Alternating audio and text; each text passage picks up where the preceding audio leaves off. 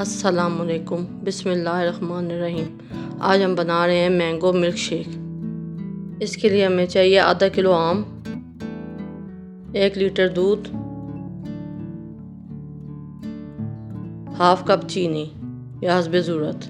अब हम आम लेंगे और इसका छिलका उतार लेंगे।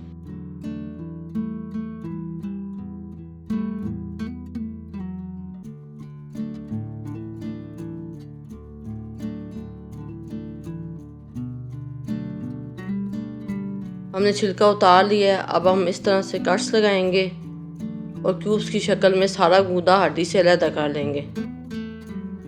इसी तरह हमने सब आमों से उतार लेना है। अब हम एक ब्लेंडर लेंगे और उसमें आम डालेंगे,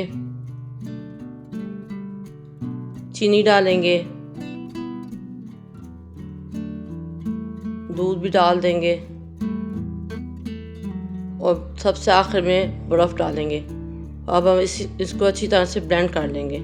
मैंने जो आम लिए थे वो मीठे थे, इसलिए मैंने हाफ कप चीनी डाली है। अगर आपके आम कम मीठे हैं तो आप चीनी की मकदार बढ़ा सकते हैं। मिल्क शेक तैयार है। अब हम इसको गिलास में डालेंगे और आम के क्यूब्स मैंने कुछ बचा लिए थे वो अब इसके ऊपर डालेंगे।